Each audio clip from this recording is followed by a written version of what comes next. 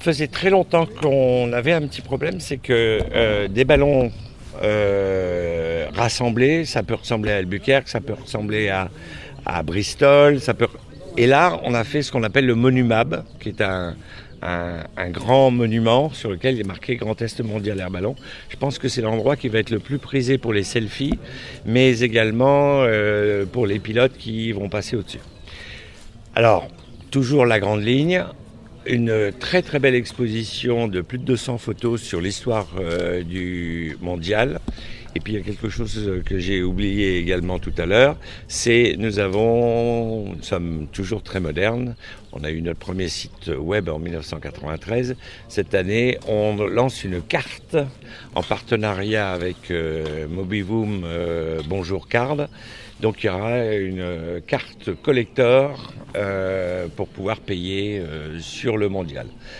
Parmi les autres nouveautés, on avait remarqué que le public, quand il quittait le terrain et qu'il n'y avait pas eu d'envol, était fort dépité. Et cette année, on a décidé, alors sauf s'il neige, sauf s'il tombe des hallebardes, mais de toute façon, le public ne vient pas quand il tombe beaucoup d'eau.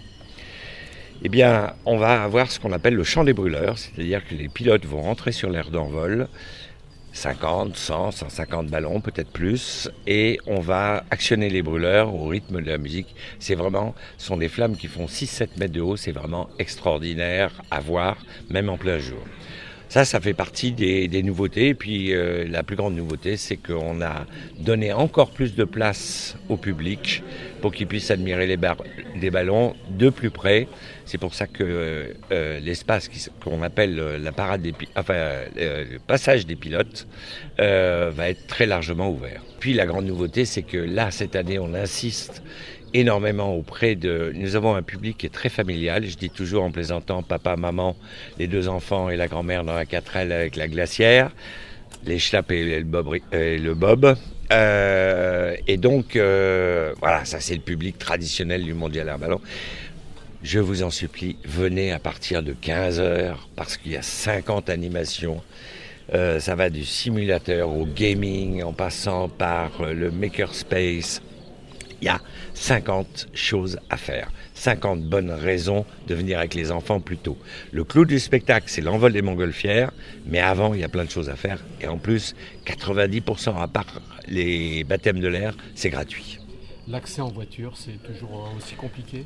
Alors, si on considère qu'on n'a pas pu élargir les routes, mais si on se rapproche de ce qui existe pendant les départs en vacances, si tout le monde arrive au même moment au péage, c'est sûr qu'il y a des bouchons. Donc si tous les gens arrivent à 18h, c'est évident qu'il y aura, comme le dernier dimanche en 2017, 40 km de queue.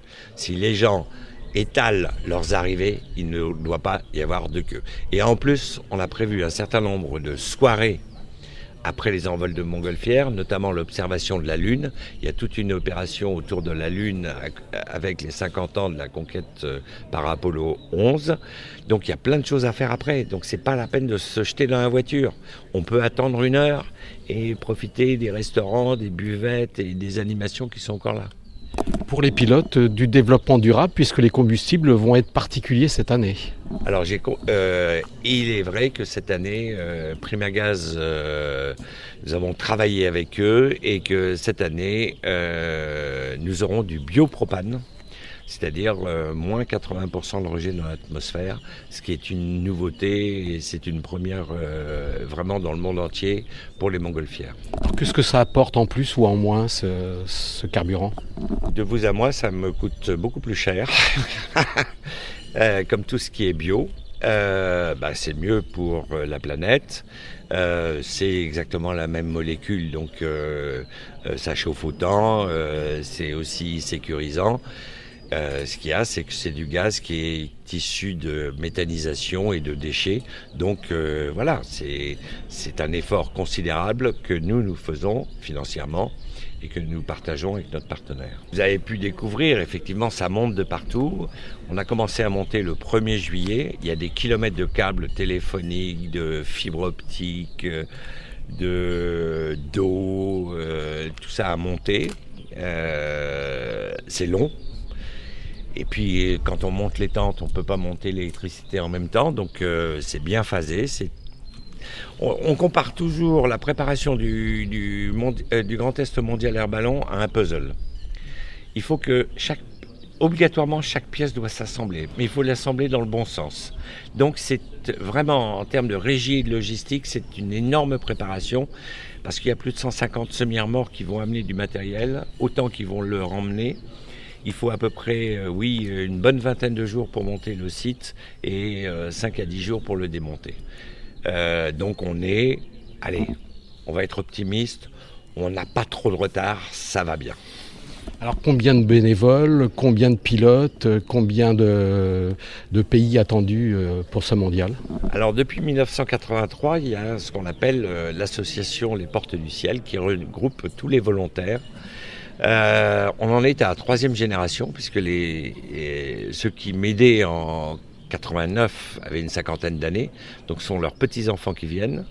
Et sur les à peu près 1000 volontaires que regroupe cette association, eh bien chaque année il y en a 200 qui viennent. Alors il y a des nouveaux, il y a des petits nouveaux, il y en a qui viennent depuis 2 ou 3 éditions, et puis il y en a qui viennent depuis 1989 comme Aline Dufour, mais elle a d'autres fonctions aujourd'hui.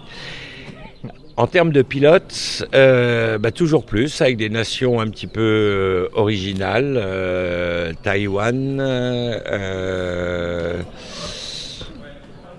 il y a comme d'habitude des Russes, des Australiens, des Américains, des Canadiens, des Québécois, une 50aine de nations. Le nombre de ballons? Alors, entre le nombre de ballons et le nombre de pilotes, il y a toujours une différence, parce qu'il peut y avoir 1 ou 2 pilotes par ballon. Parfois, il y a toujours à peu près un bon millier de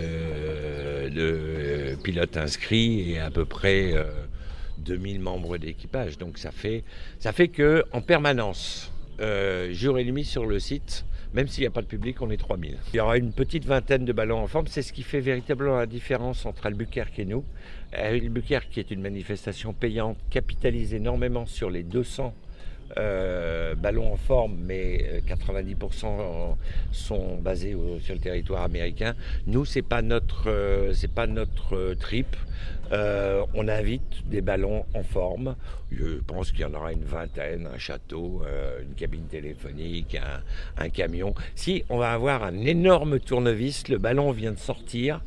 Alors c'est absolument extraordinaire, c'est en forme de tournevis et sous la nacelle il y a toute la partie métallique. Je l'ai vu sur les réseaux sociaux et j'ai hâte de le voir parce que c'est vraiment un truc un petit peu surprenant. Pas de Trump en ballon? Pas de Trump? Pas de Trump en ballon, je laisse ça à la ville de Metz. Il y aura à peu près une centaine d'Anglais en moins. Ça, c'est évident, quand même. Parce qu'ils ont... c'est vrai qu'ils étaient bousculés pour les problèmes d'assurance, pour les problèmes... Ils ne savaient pas s'ils allaient tous passer avec le ferry, parce qu'on prédisait des longues queues pour les douanes, etc. etc. Depuis à peu près un mois, ils s'inscrivent en masse, mais on ne récupérera pas tous les Anglais qu'on avait traditionnellement. Ça ne fait rien, il y a des nouveaux. Alors 30 ans, oui, c'est quelque chose parce que tous les gens qui étaient à l'époque journalistes avec moi, ils sont rédacteurs en chef à Washington et ailleurs. Et moi, je suis amuseur public. Ça change beaucoup. J'ai perdu mes cheveux. J'ai perdu de l'embonpoint. Mais j'ai rencontré des gens merveilleux et en fait, même si je dis de temps en temps que je regrette de ne pas être redevenu journaliste, je crois que finalement, ce qu'on fait, ça participe de la bonne humeur et du rêve des gens. Donc finalement, on a l'impression de servir à quelque chose. Quand on est arrivé en 93, il y avait un petit club ULM qui était dans un hangar assez usé. Et puis aujourd'hui, on est plus de 300 travaillés. Le lycée Jean Zay à Jarny a développé toute la filière aéronautique. Il y a plus de 100 mômes Bac Pro, BTS qui viennent se former ici. On a le soutien de la Marine nationale, ils ont le soutien de l'armée de l'air.